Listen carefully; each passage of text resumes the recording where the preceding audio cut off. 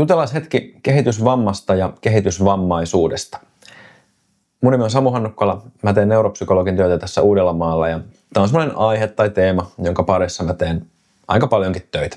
Kehitysvammassa on keskeisesti kyse siitä, että henkilön kyky ymmärtää tai oppia on merkittävän heikkoa.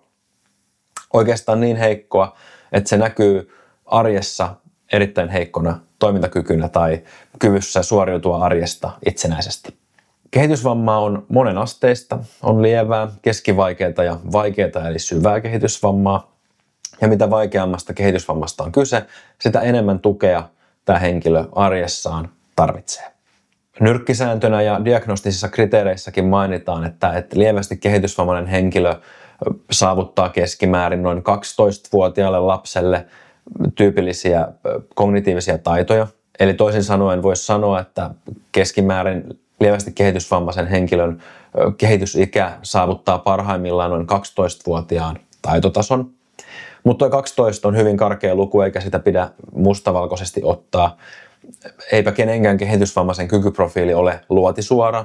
Usein kehitysvammaisilla on jonkinlaisia vahvuusalueita, missä he on tätä 12 ikävuotta parempia, mutta sitten toisaalta alueita, joissa he on tätä 12 ikävuotta heikompia, eli heikkouksiakin monilta löytyy. Kehitysvammaisuus johtuu useimmiten geneettisestä perinnöllisestä oireyhtymästä, mutta sitä voi aiheuttaa myös raskauden aikaiset komplikaatiot tai tilat tai kehitysiässä sattuneet tapaturmat tai vammat. Läheskään aina kehitysvamman juurisyy tai se, että miksi henkilöllä on kehitysvamma, ei täysin selviä. Ja syy on usein se, että me ei vaan voida vielä olemassa olevan tiedon valossa sanoa, että tämä poikkeama kromosomissa X aiheuttaa sinulle tämän kehityksen poikkeavuuden Y. Eli sen syy-seuraussuhteen osoittaminen, että löydetty kromosomipoikkeavuus esimerkiksi olisi tämän kehitysvamman takana, niin ei nyt ihan luotisuorasti tai täysin 100% voida useinkaan vielä sanoa. Mutta perinnöllisyyslääketiede ja genetiikka oppii koko aika ja sen takia monet saattaa erinäisten perittyjen ominaisuuksien takia käydä perinnöllisyyslääketieteen vastaanotolla vaikkapa 10 vuoden välein. Esimerkiksi tarkistamassa, että olisiko tässä nyt 10 vuodessa opittu, että voisiko just tämä kromosomipoikkeavuus aiheuttaa mulle tämän ongelman. Tässä siis opitaan koko aika, mutta maailma ei ole mitenkään valmis. Toisaalta meillä sitten on paljon sellaisia oireyhtymiä, joista me tiedetään aika paljon, kuten Downin oireyhtymä tai Fraxa tai Rettin oireyhtymä. No miten nämä kehitysvammaiset sitten oikein selviytyy elämästä? Kuten sanottua, kehitysvammaisilla tai oikeastaan sen taudin kuvaan kuuluu, että arjen toimintakyky on niin heikko, että itsenäinen selviytyminen arjesta ei useimmiten onnistu. Lievästi kehitysvammaiset henkilöt saattaa saavuttaa aikuisiässä verrattain itsenäisen elämän, mutta tämä on usein pitkän harjoittelun ja säännöllisten rutiinien ansiota ja oikeastaan seurausta. Sitten jos siinä arjessa joku asia muuttuu tai joku vaikkapa työmatka vaihtuu tai koulumatka vaihtuu, niin sitä pitääkin sitten harjoitella ennen kuin se sujuu ihan pommin varmasti. Akateemisissa taidoissa mainittakoon, että valtaosa lievästi kehitysvammaisista henkilöistä Suomessa saavuttaa luku- ja kirjoitustaidon jossain ikävaiheessa.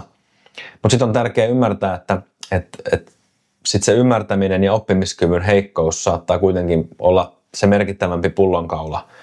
Eli vaikka lievästi kehitysvammaiset henkilöt saattaa olla tosi hyviä kirjoittamaan päiväkirjaa tai vaikkapa viestittelemään Snapchatissa kavereiden kanssa, niin ei he silti kykene oikeasti ymmärtämään, mistä heidän vuokrasopimuksessaan on kyse ja ei välttämättä pysty oikeasti siihen sen takia itse nimeä laittamaan. Kehitysvamman toteaminen on usein pitkän seurannan lopputulos.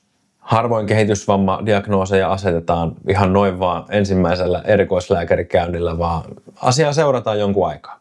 Kehitysvammaepäilyissä saatetaan tehdä useammat neuropsykologiset tutkimukset, esimerkiksi 2 vuoden välein seurataksemme, että minkälaisella kulmakertoimella se lapsen tai nuoren kognitiivinen kehitys oikein etenee.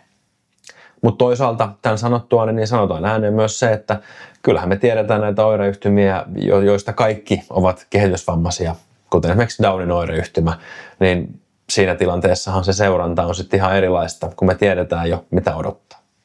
Mutta just näissä keisseissä, jossa selittävä syy ei ole täysin selvä ja kehityksellinen poikkeavuus on merkittävää, niin se on sitten seurannan lopputulos, että mihin diagnoosiin siinä useimmiten päästään. On tosi tärkeää muistaa, että kehitysvamma on näistä muista vammoista erillinen vamma, joka arvioidaan erikseen. Eli esimerkiksi näkö-, kuulo- tai liikuntavammainen ei aina ole kehitysvammainen tai päinvastoin. On paljon kehitysvammaisia, kenellä ei ole mitään muuta vammaa, ja sitten toisaalta meillä on paljon liikuntavammaisia, ketkä eivät ole kehitysvammaisia. Eli jos sä olet jollain tavalla vammainen, niin sä et ole samalla sitten kaikilla tavoilla vammainen. Ja tämä on tosi tärkeä asia muistaa. Ja sitten taas asia on myös niin, että esimerkiksi liikuntavammainen lapsi tai nuori voi olla keskitasoisen älykäs. Eli se poikkeava liikuntakyky ei todellakaan tarkoita sitä automaattisesti, että hänen älyllinen kapasiteettinsa olisi jotenkin poikkeava.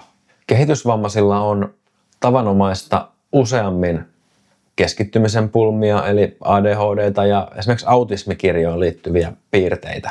Tämä on monimutkainen asia siinä mielessä, että kehitysvammaisen lapsen ja nuoren taitojahan pitää aina peilata siihen kehitysikään. Eli toisin sanoen, jos 12-vuotiaan kehitysvammaisen lapsen kehitysikä on 7-vuotiaan tasolla, niin on ihan todella hyvä kysymys miettiä, että onko tämän henkilön keskittymiskyky samalla tasolla kuin 7-vuotiaalla lapsella tyypillisesti olisi. Eli toisin sanoen on todella vaativa tehtävä puntaroida ja arvioida, että onko kehitysvammaisella lapsella tai nuorella vielä siitä kehitysvammasta erillinen keskittymisen vaikeus. Mutta näitähän on niitä, ja kehitysvammaisilla tavataan paljon esimerkiksi autismikirjoon liittyviä piirteitä, jotka sitten hankaloittaa arkea myös vielä sitten niin kuin kaiken muun hankaluuden lisäksi.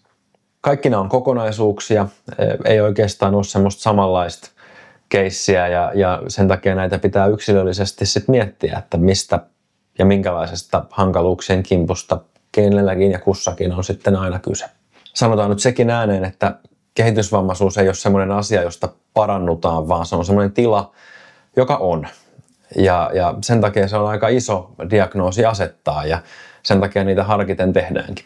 Se on moniammatillisen työn tulla semmoiseen johtopäätökseen, että lääkäri tulee siihen tulokseen, että nyt on kyse kehitysvammasta.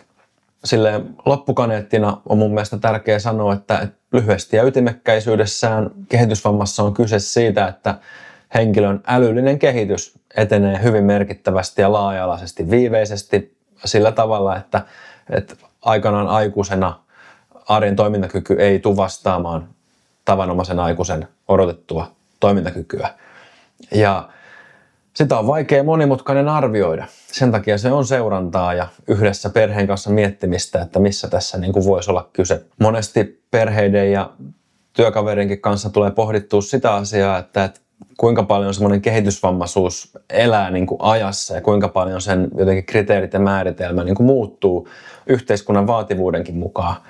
Ja se on tosi mielenkiintoinen semmoinen vähän yhteiskunnallisempi pähkinä purtavaksi. Me eletään aika semmoista monimutkaista maailmanaikaa ja elämää, jossa nuorilta ja aikuisilta odotetaan aika paljon osaamista ja taitoa.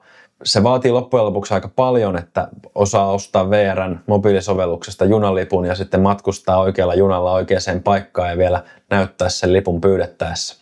Sulla pitää sitä varten olla verkkopankkitunnukset, pitää osata käyttää vaikkapa MobilePaytä ja katsoa sieltä reittioppaasta, että milloin se juuri mun juna lähtee ja onko tämä nyt se juna, mihin mun piti hypätä. Toisaalta sitten meillä on kaikilla taskuissa älypuhelimet, joilla moni asia on helpompaa kuin koskaan. Sä voit lähettää äidille ääniviestejä ihan pelkästään näyttöäsi koskettamalla tai ottamalla kuvan Snapchatissa. Eli tämä ei ole ihan yksioikoinen asia. Monet asiat voi olla vaikeampia kuin joskus ehkä ennen vanhaa, mutta sitten monet asiat taas sujuu paljon helpommin. Ja esimerkiksi on varmaan niin, että nykyään kehitysvammaiset nuoret voivat tai heillä on mahdollisuus viestiä aiempaa paremmin, jos heillä ei ole lukutaitoa nimenomaan näiden ääniviestien ja erilaisten kuvia käyttävien sovellusten, just kuten Snapchat tai Instagram avulla. Mutta se varmasti elää ajassa, että mitä niin kuin ihmisiltä vaaditaan. mitä työelämässä vaaditaan, minkälaisia työpaikkoja meillä on yhteiskunnassa. Ja näiden kaikkien osasten summa on se, että sitten kun me erikoissairaanhoidossa törmätään lapseen tai nuoreen, jonka toimintakyky on vaan niin heikko, että me ei nähdä, että hänellä olisi kykyjä näistä ympäristöistä selvitä, niin siinä vaiheessa sitä kehitysvammaa sitten pohditaan. Ei se ole sen vaikeampi asia välttämättä, mutta totta kai monimutkainen ilmiö. Tämä on tosi yksinkertaistetusti nyt selitetty vaikeaa asiaa ja tosi ytimekkäästi muutamaan minuuttiin tiivistetty monta juttua. Älkää missään nimessä ajatelko, että tämä on koko totuus, vaan nimenomaan pelkästään intro-aiheeseen. Kannattaa googlata kehitysvammaa, kehitysvammaisuutta, käydä erilaisten järjestöjen ja liittojen sivuilla vähän lukemassa, että mistä on kyse. Tai pistä tuohon alle jotain kommenttia, niin pistetään keskustelut käyntiin. Sekin on mahdollista. Jos sulla on mielessä joku asia tai teema, josta sä haluaisit jonkun videon nähdä, niin pistä tuohon alle kommenttia, niin katsotaan mitä asialle voidaan tehdä. Mut joo, kiva kun kuuntelit. Nähdään taas. Moi!